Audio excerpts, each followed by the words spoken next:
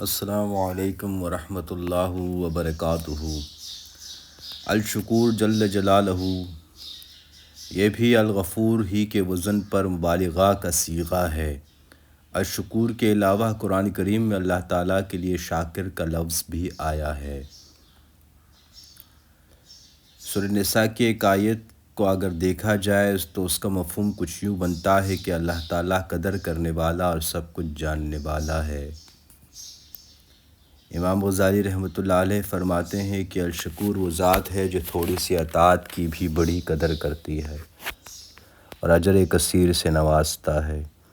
اس قدردانی کا ثبوت اس سے بڑھ کر کیا ہو سکتا ہے کہ اس مختصر سی چند روزہ عارضی زندگی میں کیے جانے والے نافذ اور ٹوٹے پھوٹے اعمال کے بدلے میں انسان کو نعیم ابدی اور سعادت سرمدی عطا کی جاتی ہے۔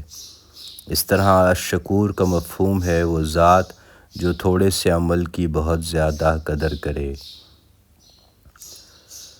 شکر گزاری اور قدر شناسی وہ صفت ہے جو انسان کو اپنے اندر بھی پیدا کرنی چاہیے۔ شکر اور احسان شناسی انسانی اخلاق کی جان ہے۔ رسول اللہ محمد صلی اللہ علیہ وسلم کے فرمان کا ترجمان ہوں کہ جو شخص انسانوں کا شکریہ ادا نہیں کرتا وہ اللہ تعالیٰ کا بھی شکر گزار نہیں ہو سکتا۔ یہاں جو سبق ہمیں دیا جا رہا ہے وہ یہ ہے کہ جس طرح اللہ تعالیٰ انسانی اعمال کے ناقص ہونے کے باوجود اس کی بے انتہا قدر کرتا ہے، انسانوں کو بھی چاہیے کہ وہ ایک دوسرے کے قدر شناس اور سپاس گزار بن کر رہیں اور ایک دوسرے کی کوتاہیوں سے صرف نظر کیا کریں۔ قرآن کریم نے شکر گزاری کی صفت کی اخلاقی اہمیت پر کس قدر زور دیا ہے، اس کا اندازہ اس بات سے ہو سکتا ہے کہ اس نے ایمان اور شکر کو مترادف قرار دیا ہے۔ سورہ دہر کی ایک آیت کو مفہوم دیکھا جائے تو کچھ یوں بنتا ہے کہ بے شک اللہ ہی نے یعنی انسان کو سیدھی راہ دکھائی ہے۔ اب یا تو وہ شکر گزار یعنی مومن بن جاتا ہے یا ناشکرا یعنی کافر ہو جاتا ہے۔ یوں جس طرح ایمان اور شکر گزاری کو مترادف قرار دیا گیا، اسی طرح کفر اور ناشکری کو بھی برابر قرار دیا گیا۔ عربی لغت کی روح سے کفر کے اصل معنی ہے چھپانا۔ چونکہ کافر اللہ تعالیٰ کی نعمتوں پر پردہ ڈال دیتا ہے اور ان نعمتوں کا اعتراف نہ کر کے انہیں جھٹلا دیتا ہے، اس لیے اس کو کافر کہا جاتا ہے۔ شکر حقیقی دراصل منعم حقیقی ہی کا ہو سکتا ہے جو محض اللہ تعالیٰ ہے۔ جن افراد کو اللہ تعالیٰ نے اپنے فضل و کرم کا ذریعہ بنایا اور ہم پر مہربانی کرنے پر آمادہ کیا، ان کا شکریہ ادا کرنا بھی در حقیقت اللہ تعالیٰ ہی کا شکریہ ادا کرنا ہے۔ یہ بات بھی یاد رکھنے کی ہے کہ جس طرح اللہ تعالیٰ ہم پر اپنے فضل و کرم سے نعمتوں کی بارش کرتا ہے، اسی طرح نعمتوں پر شکر کی توفیق بھی وہی دیتا ہے۔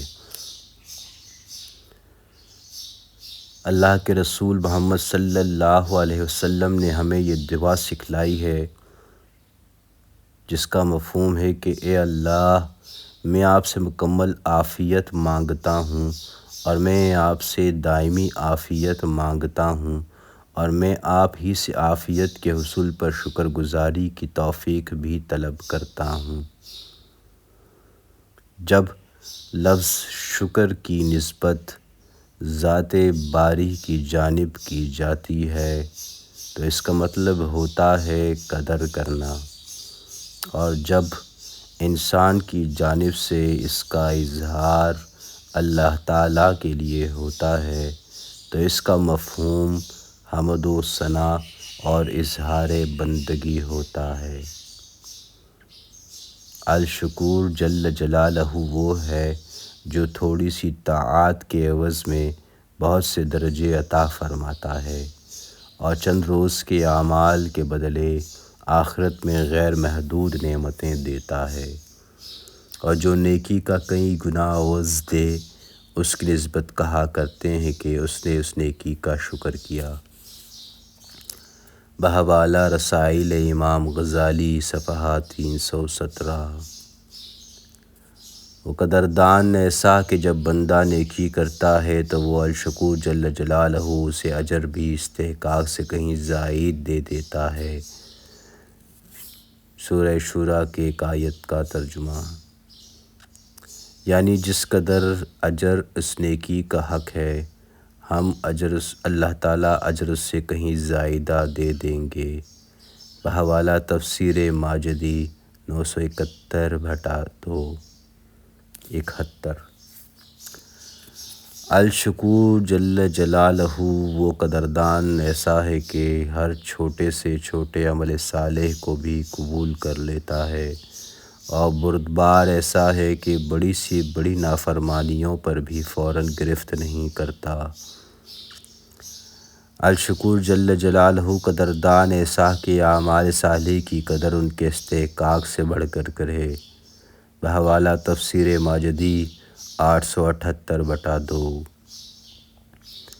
امام شرف الدین حسین ابن محمد رحمۃ اللہ علیہ مشکوٰۃ کی شرح طیبی بھی تحریر فرماتے ہیں کہ الشکور جل جلالہ وہ ذات ہے جو بندے کے تھوڑے سے عمل پر بہت زیادہ دیتا ہے۔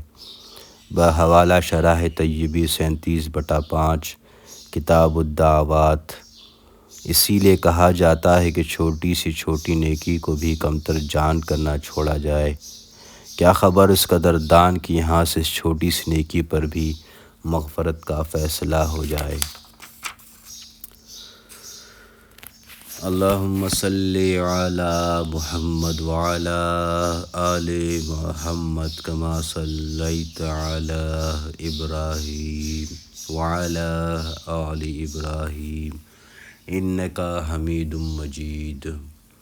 اللہم بارک علی محمد وعلی آل محمد کما بارکت علی ابراہیم وعلی آل ابراہیم انکا حمید مجید۔